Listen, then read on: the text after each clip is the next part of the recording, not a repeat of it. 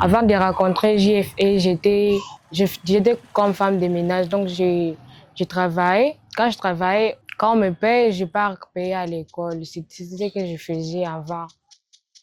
Les filles ont presque les mêmes défis, les mêmes réalités, les mêmes difficultés. Difficultés d'aller à l'école, parce que selon la culture ici, c'est que les filles n'étudient pas. Les filles sont pour le ménage, et pour les travaux de champs et consorts. Et cela se faisait observer aussi chez quelques filles dans notre école, de façon que beaucoup de filles abandonnaient les cours. Le problème très majeur, c'était la guerre.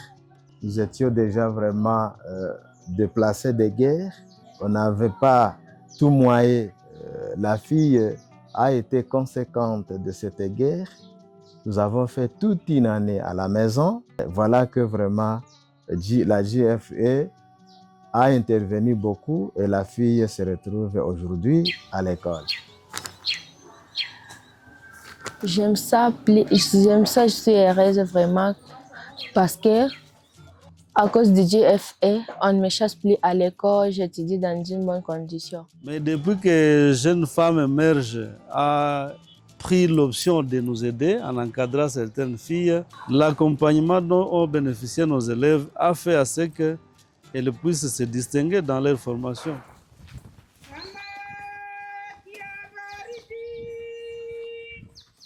Bon, aujourd'hui, je ne travaille plus et je suis chez moi et on paye pour moi. J'ai fait la coucheuse à l'IM Virunga et on a déjà payé même maintenant là pour moi.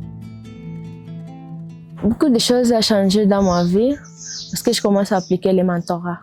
Quand je quitte à l'école, je pratique les mentorats chez mes petits frères, je les enseigne. Certaines fois, je les enseigne la matière de l'école.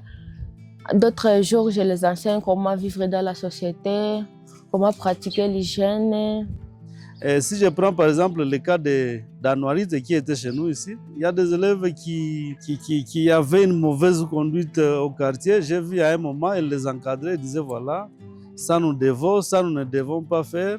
Ce que le mentorat et le JF a changé pour moi, j'essaie à vivre comment dans la communauté, dans la société et avoir de bonnes compagnies pour m'amener à la réussite et dans les futurs.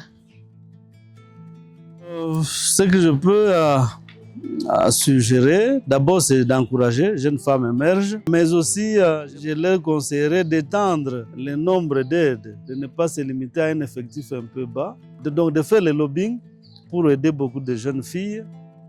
Ce que je rêve un jour de faire dans ma vie, comme je fais la coucheuse, mon rêve est d'ouvrir un hôpital pour aider les gens.